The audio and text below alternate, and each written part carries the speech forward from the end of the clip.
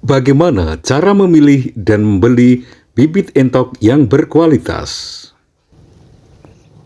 Hai, halo, ketemu lagi teman-teman di channel Mitra Bejo. Kali ini ada bahasan menarik ya, bagaimana sih cara memilih bibit entok yang berkualitas dan di mana kita bisa membelinya. Nah, teman-teman ya, untuk memulai ternak entok, ada satu faktor utama adalah bibit entok itu sendiri. Nah, hal ini bagi peternak yang baru akan mulai tentunya menjadi hal yang perlu difikirkan dan perhatikan dan dipelajari juga. Nah, memilih entok bagi peternak tergantung arah ternaknya itu mau kemana, untuk pedaging atau untuk hobi entok hias. Namun secara garis besar kriteria bibit yang berkualitas hampir sama. Satu poin perbedaan antara entok pedaging dan hias. Kalau hias itu lebih pada penampilannya, baik postur maupun warna bulunya. Nah, hal ini juga berpengaruh pada tinggi rendahnya harga. Jadi semakin postur tubuhnya bagus serta warna bulunya menarik dan unik, maka harganya semakin tinggi. Ada banyak varian ya untuk entok hias ini, mulai dari jumbo, rambun silver, rambun mocha, rambun klawu, rambun jali, rambun bondol kaji, rambun klasik, rambun metalik, dan semakin kesini juga semakin banyak variannya jenis entok hias ini. Karena kreativitas breeder atau peternak ya yang expert di bidangnya di ternak entok itu melakukan penyilangan genetik yang terus dicoba terus ya untuk menghasilkan keturunan yang lebih menarik tentunya, dan menjadi sesuatu prestasi yang membanggakan kalau bisa menarik dan juga viral begitu ya. Jadi harganya kan bisa tinggi. Nah, teman-teman, untuk memilih bibit entok bisa dari DOD ataupun yang sudah siap produk. Nah, sebenarnya DOD itu apa ya? Kalau ini ya, DOD itu ya die all dark, artinya entok yang masih umur harian begitu ya, yaitu minti ya, minti entok. Nah, ini umur 1 minggu hingga 2 bulan ya. Sedangkan bibit entok yang siap produk itu mulai umur 4 bulan bisa, 5 bulan bisa, 6 bulan bisa, dan pada 7 bulan itu biasanya sudah mulai mau bertelur begitu ya. Nah, masing-masing pilihan itu mempunyai kekurangan dan kelebihan. Jika memilih DOD atau minti, kelebihannya adalah satu, pada sisi harganya tentu masih murah ya. Dengan uang yang sama itu akan mendapatkan lebih banyak ekor daripada untuk yang sudah siap bertelur ya. Maka beberapa ekor itu bisa menjadi banyak. Misalkan dengan 500.000 kita bisa mendapatkan minti umur 1 minggu sampai 20 sampai 50-an ekor ya, tergantung jenisnya ya, karena minti lokal, minti rambun, dan minti jumbo tentunya harganya berbeda-beda ya.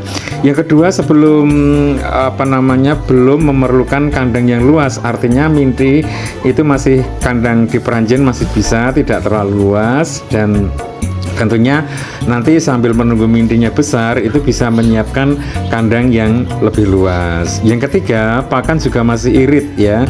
Namun tentu saja seiring perkembangan pertumbuhannya itu juga semakin besar, maka pakannya pun juga akan semakin bertambah. Nah, itu ya. Nah, sedangkan jika kekurangannya untuk memilih DOD ini atau minti, itu satu, minti masih rentan ya terhadap penyakit, sehingga mungkin risiko sakit dan mati itu juga lebih besar ya, sehingga memerlukan perawatan yang agak ekstra. Nah, untuk perawatan minti ya, di video yang lalu saya sudah pernah bahas ya teman-teman, jadi bisa dibuka kembali. Yang kedua, pakan masih menggunakan pakan pabrikan yang tentu saja ini relatif mahal, tapi ini memang diperlukan karena memang untuk starter pertumbuhan tulang dan ototnya ya. Yang ketiga, menunggu waktu lama ya untuk bisa produk hingga berumur 5 sampai 7 bulan. Nah, tapi ini memang proses ya yang harus dilalui. Nah, selanjutnya kelebihan dan kekurangan kalau memilih bibit entok yang sudah siap produk. Nah, kelebihannya itu satu ya, kita tidak menunggu lama untuk menghasilkan produk ataupun bertelur. Biasanya entok yang siap produk itu berumur 5, 6, 7 bulan yang istilahnya itu bayah gitu ya. Nah, itu sudah siap. Nah, kalau sudah babonan itu lebih cepat bertelur lagi, bisa dalam 1 minggu kita beli di kandang kita bisa langsung bertelur ya. Namun kalau sudah babonan itu biasanya nanti masa produknya ya berkurang ya, kita tidak punya kesempatan panjang. Kemudian yang kedua, pakan itu sudah bisa diberikan pakan alternatif, artinya bisa menghemat pakan ya itu. Kemudian yang ketiga, perawatannya sudah relatif mudah karena tinggal dibuatkan kandang di pekarangan kita, di tanah gitu ya, nggak perlu peranjin lagi. Kemudian yang keempat, relatif sudah lebih kuat ya, tidak mudah sakit dan sudah wantek gitu ya, turun di tanah seperti itu.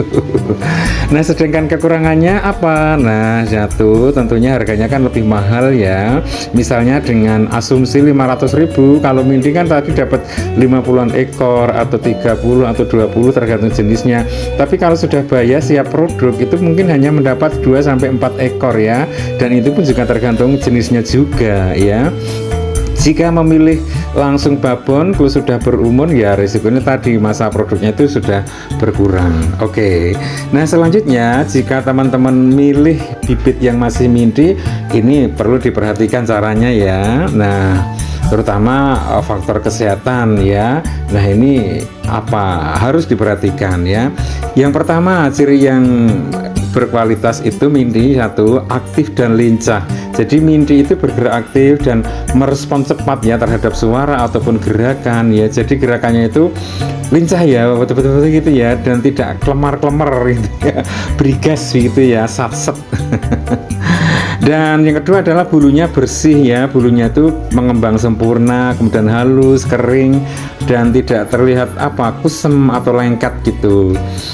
Kemudian dari matanya itu cerah ya, kincring-kincring gitu ya. Jadi kondisi matanya itu terbuka jernih, bersinar dan tidak ada kotoran serta tidak berair ataupun bengkak ya gitu. Kemudian postur tubuhnya juga normal, artinya tidak cacat fisik, tidak pincang ataupun tidak ada sayapnya yang sengkleh dan lain-lain itu ya. Nah, pastikan sudah bisa berjalan sempurna gitu. Kemudian bebas penyakit. Nah, harusnya Mindy itu yang sehat itu bebas penyakit. Jadi misalkan sakit itu kan kelihatan, jadi bernapasnya itu kadang ngorok-ngorok atau suaranya ngik ngik ngik, tidak melengking itu enggak ya. Jadi dibedakan suaranya itu bisa kelihatan kalau Mindy itu sehat apa tidak gitu ya. Nah, untuk selanjutnya untuk melihat bibit entok yang siap produk bisa diperhatikan caranya seperti ini ya. Usianya sudah 5, 6 atau 7 bulan biar nanti mendekati produknya itu tidak terlalu banyak makan waktu ya. Nah, untuk jenis jumbo itu ada yang 5 bulan sudah produk dan bertelur ya. Kemudian bentuk tubuh atau posturnya itu ya pilih entok dengan bentuk yang mirip dengan indukannya mungkin ya. Jadi lehernya juga panjang, kemudian dadanya bidang ya, jadi lebar. Kemudian ini menandakan kapasitas daging ataupun telurnya itu nanti baik ya. Kemudian posturnya kokoh ya, artinya ya kakinya itu tapakannya lebar juga, kuat menopang dan tidak berisik kering seperti itu. Nah, selanjutnya sehat ya, tentu saja sehat dan terahnya itu jelas ya dari indukannya. Jadi entok itu aktif bergerak, juga makan minum dan tidak kelemar-kelemar ya. Juga mukanya cerah, tidak luyu ya. Kalau didekati atau mau dipegang itu juga responnya aktif gitu ya. Kemudian organ reproduksinya itu sehat ya. Untuk entok yang betina itu biasanya kan dipilih jarak antara tulang paha dengan dada itu lebar. Jadi itu nanti calon telurnya yang di dalam itu banyak gitu.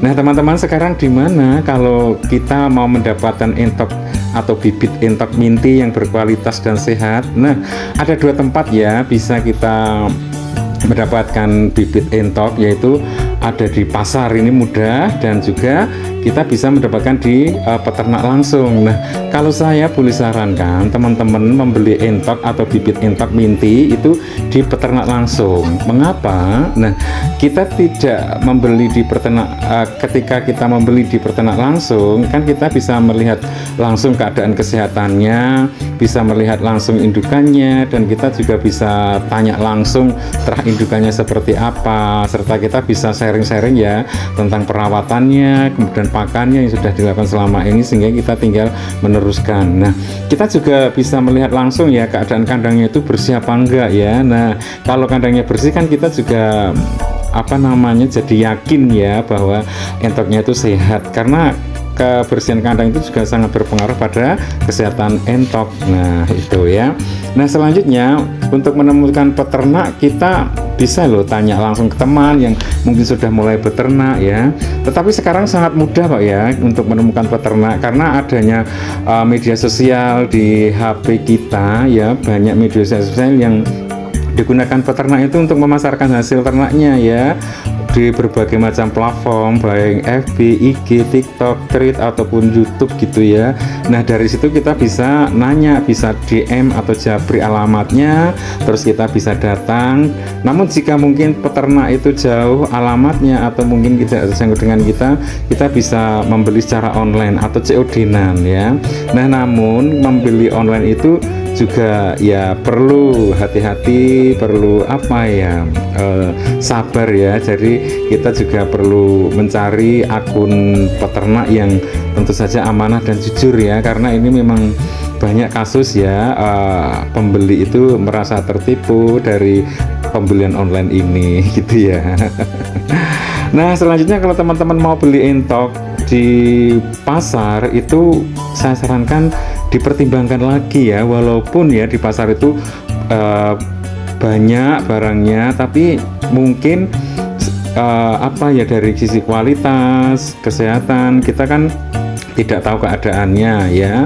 Walaupun harganya murah, tapi kalau di rumah mungkin ya kurang sehat, nanti malah menimbulkan kerugian begitu ya.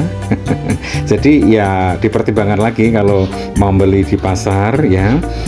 Oke, begitu teman-teman pembahasan kita hari ini ya, tentang bagaimana sih cara mendapatkan bibit entok yang berkualitas dan tentunya sehat ya. Gitu, silahkan mungkin ada pendapat bisa tulis di kolom komentar, dan jika video ini bermanfaat kan silahkan bisa subscribe, like, komen begitu ya. Oke, terima kasih sudah menonton, dan silahkan dilanjutkan lagi ngopi-ngopinya, monggo. Oke, salam ternak entok.